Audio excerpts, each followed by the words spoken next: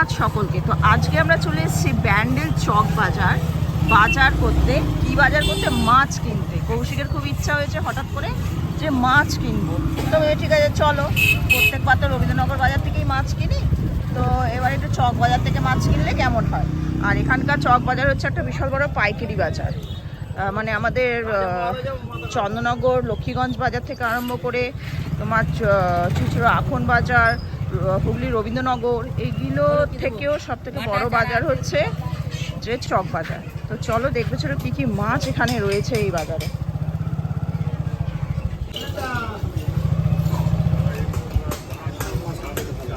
এখানে কি কি মাছ বিক্রি? বাবা ইলিশ পাওয়া যাচ্ছে এখন, কিন্তু ইলিশগুলো তো খুব ছোট না? ওটা ইলিশ মাছ তো গো? কোথা থেকে বেচারাগুলোকে ধরে নিয়ে চলে এসছে ছোট ছোট গুলোকে।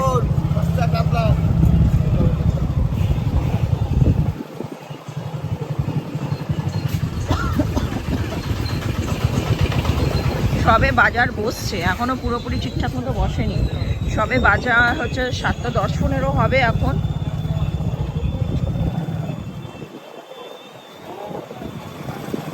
এইগুলো তো এখন অবধি বসেনি।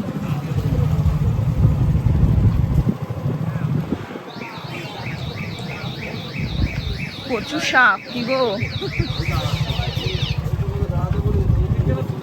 কচু শাক পাওয়া মুশকিল হয়ে পড়ে, তো এখানে দেখলাম।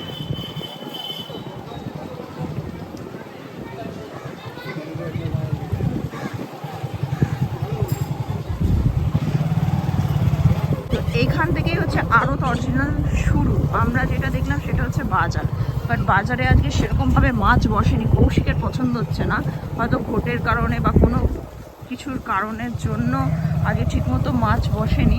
তো আমরা আড়তের মধ্যে ঢুকেছি, আর এখান থেকেই সমস্ত জায়গায় যায় আর কি।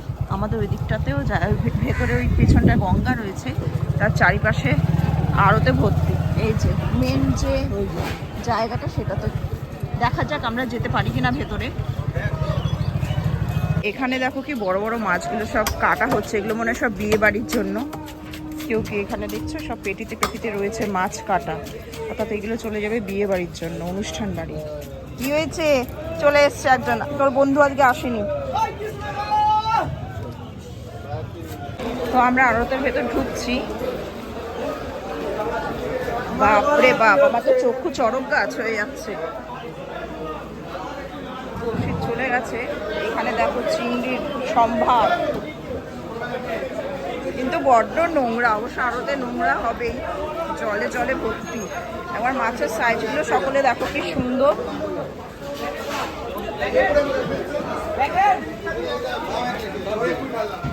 এই দেখো ইলিশ মাছ, পমফ্রেট মাছ, সব এগুলো প্যাকিং করা।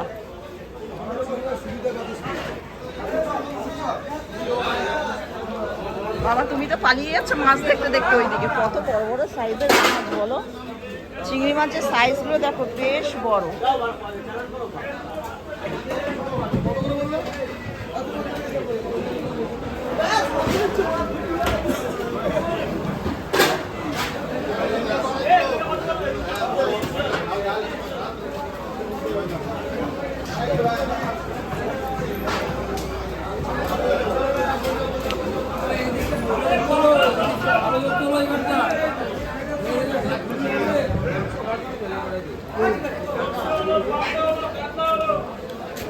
বাপরে বাপ, কাতলাগুলোর সাইজ কি!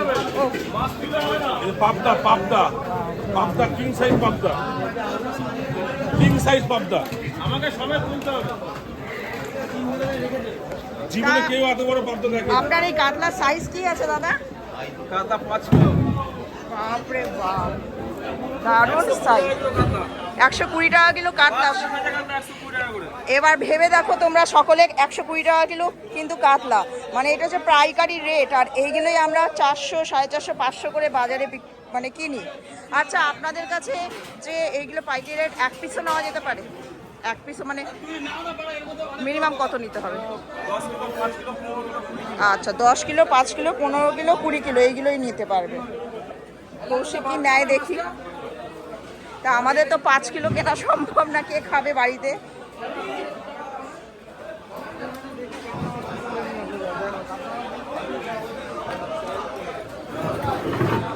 দেখো একবার, এই সাইজটা দেখো। এটা কত দাদা, কত কিলো এটা? 7 কিলো 8 কিলো। আমি ফার্স্ট টাইম লাইফে আমি 7 কিলো সাইজের মাছ চোখে দেখছি, নিজের চোখে। এর থেকেও নাকি বড় হয়, আমি দেখিনি আজ পর্যন্ত। তো এটাই আমার প্রথম অভিজ্ঞতা যে এত বড় সাইজ হয়তো টিভিতে দেখেছি, কিন্তু নিজের চোখে এই ফার্স্ট টাইম। তোমরা সকলে চলে আসবে চকবাজারে, যেটা বললাম যে এখান থেকে সব জায়গায় যায় বাজার। দারুণ দারুণ। তা অর্ধেক শেষ হয়ে গেছে, কারণ আমরা অনেক দেরিতে এসেছি। এটা খুব ভোরের বাজার, মানে এইদিকে আরও আছে, 4টে থেকে স্টার্টিং হয়।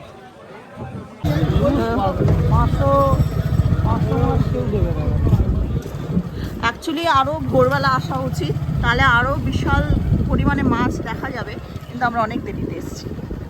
যাই হোক, এ পাড়ায় আর কি বেরোয়, তারা এখান থেকে মাছ নিয়ে গিয়ে বিক্রি করে। মিনিমাম 5 কিলো বললে ভদ্রলোক নিতে হবে। 120 টাকা কিলো কাতলা। হ্যাঁ, এটা 4 কিলো সাইজ। হ্যাঁ, কাতলা। এটা হচ্ছে ব্যান্ডেলের ইমামবাড়া। তো এটা সংস্কার হচ্ছে, আবার নতুন করে ভেঙে চুরে আবার ঠিকঠাক করা হচ্ছে, কারণ বহু বছরের পুরনো সৌধ এটা, স্মৃতিসৌধ, এবং খুবই বিখ্যাত। আর ওই যে আমাদের হুগলি ব্রিজ দেখা যাচ্ছে।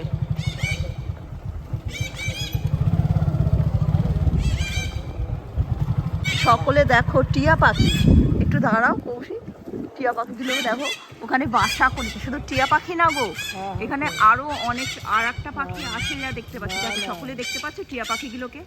এরকম টিয়া পাখি কখনো দেখেছো যে ওপেন রয়েছে আর ভেতরে ওই ছোট্ট জায়গাটায় কি একটা পাখি যেন দেখতে পাচ্ছি। টিয়া পাখি, টিয়া পাখি, ওই মধ্যে ওরা বাসা করে, বাসা করে রয়েছে। মনে বাচ্চা কাচ্চাও আছে, বুঝেছো? কি সুন্দর না?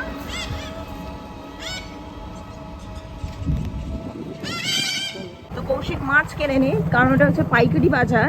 তো মানে 501 কিলো এগুলো পাওয়া যাবে না। আর বাইরে যেগুলো পাওয়া যায় ওর পছন্দ হয়নি আর কি, সেরকমভাবে বাইরের বাজারটা বসেনি, মাছের বাজারটা। কি কারণের জন্য বসেনি সেটা জানি না। আর আমরা চলে এসেছি গঙ্গার ধারে হাওয়া খেতে, চা খেতে। দেখা যাক ও কোথায় আমাকে নিয়ে যায় চা খাওয়ানোর জন্য। ও সেখানে খুব ভালো ভালো জায়গা আছে চা খাওয়ানোর। তা এ দেখো তোমার বন্ধু বসে আছে।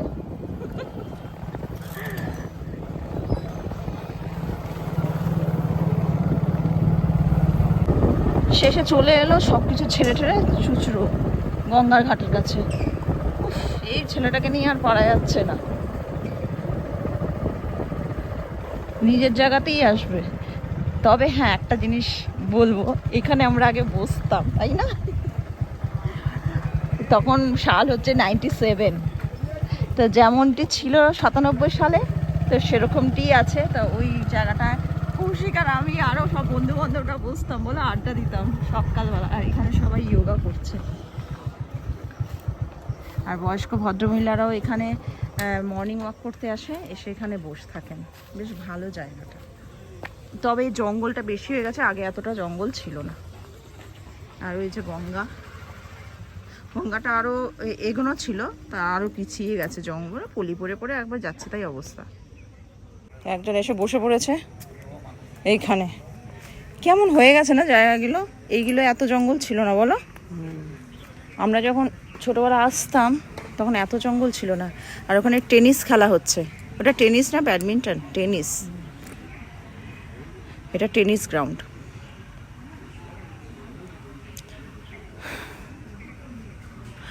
আর অশ্বত্থ গাছ একটাই দেখলাম, আর ওইদিকে 3-4টে বট গাছ। আসে কত বছরের পুরনো এইগুলো, 100 বছর হয়ে যাবে না? এবার এগোচ্ছি, দেখি একটু চা খাবো, ভাল লাগছে না তো। চা খেয়ে তারপরে যাব। চলো। মেয়ের ছুটি হচ্ছে 9:30। সানা গেছে পড়তে, ওকে পড়তে দিয়েই আমরা বেরিয়েছি। না হলে হলে কৌশিক বেরোবে আবার আমাকে নিয়ে সকালবেলা, তাহলেই হয়েছে। অবশ্য আমিও ঘুম থেকে উঠতাম না। দেখো কি সুন্দর লাগছে, ওনারা কি সুন্দরভাবে পাঠ করছেন। সানার পড়া কমপ্লিট, তো এখান থেকে ও পরোটা খাচ্ছে, বললো পরোটা খাবে। কি কি দিয়েছে? ঘুগনি আলুর তরকারি। আজকে তো আমি খাবো না, তুই খা। আর তুমি খাবে না? কি গো, তা নিয়ে নাও। ও তোমারটা তৈরি করছে, আচ্ছা। আবার ডিম সিদ্ধ নিয়েছো, কেমন গো তরকারিটা? আমি খেতে পারবো না, এটাই আমার দুঃখের বিষয় আজকে। যেদিনকে এরা ভালো ভালো জিনিস খায় সেদিনকে আর আমি খাই না। হ্যাঁ বেশ তো হয়েছে সেই, কারণ আজ হচ্ছে শুক্রবার, যেহেতু সন্তোষী মায়ের দিন, ওই কারণের জন্য আজকে আমি খাবো না। আর কৌশিকের মাছ পছন্দ হয়নি কোথাও আজকে। আর ব্যাপারটা হচ্ছে যে শুক্রবার তো, ওই জন্যই আর কি ও ঠিকমতো কিনলো না। অনেকবার বললাম, মাছ ছিল অনেক রকম, তো ও বলছে যে তোর কিনতে হবে না, মানে আমি যেহেতু খাবো না ওই কারণে জন্য ও কিনলো না। আমি বললাম যে তোমরা রান্না করে খেয়ে নেবে, আমি করে দেবো কোন দরকার হলে, তো খাবে না। বললো না, একজনের জন্য করা, একজন খাবে একজন খাবে না, তো ঠিক আছে তাহলে চলো, কিনেও নিতে পারতাম। এলাম কালকে করবো না, টাটকা খাবো। ঠিক আছে চলো বাড়ি চলো, আবার যাই স্টেশন বাজারে গিয়ে আবার যদি মদ চেঞ্জ হয়। কি হয়েছে? তুমি যখন জলটা কিনেছো তাহলে জলটা খেয়েছো? হ্যাঁ সেই, হ্যাঁ গরম জল, ওখানে ঠান্ডা জল আছে, তোর বাবা বলছিল তো কেমন করে জলটা খাচ্ছে। তো বাড়ি ঢুকে গেছি, আর একজন এই যা টয়লেট করে যা। ঘুমোচ্ছে নি? ঘুমোচ্ছিল। ঠিক আছে ঠিক আছে, আমি কাউকে ধরিনি, নে হয়েছে, আজকে কাউকে ধরিনি। যা টয়লেট করবি যা টয়লেট করে যা। যা, বাইরে রোদ্দুরেও যাবে না। চোখ মুখটা দেখো না, মনে হয় এইমাত্র ঘুম থেকে উঠলো, ঘরে মনে হয় ঘুমোচ্ছিল।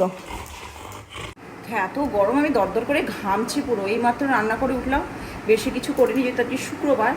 ওদের জন্য ডাল করেছি, আলু ভেজেছি, নিরামিষ তরকারি, আর উচ্ছে কুমড়ো ভাজা, এই হয়েছে আজকে আমাদের শুক্রবারে। এটাই খাবো রাত্রিবেলা, রুটি মুটি এটা ওটা দিয়ে। কালকে শনিবার, কালকে চা মাছ মাংস, আর ও তো বাজার থেকে কিছুই আনেনি। যাই হোক, যেহেতু বললো যে দৌড় আর ভালো লাগছে না, তুমি খাবে না, ওই একজন খাবে না, দুজন খাবে, আবার আরেকজন খাবে না, এরকম করলে হয় না। একবারে কালকেই দেখা যাবে। তো ফিরে চলে এসছে, তো এবার যাবো নিচে। এতক্ষণ মানে এখন প্রায় বাজে 1টা, এবার নিচে যাবে। এত গরম না, মানে সহ্য করা যাচ্ছে না। আজকে রান্না কি হচ্ছে? আজকে রান্না হচ্ছে যে আলুর তরকারি, তাই তো? আর লুচি। আর আমি আমার জন্য দুটো সন্দেশ এনেছি। সন্দেশ, রসগোল্লা তো আছেই, মিষ্টি নিয়ে এসছি আমার।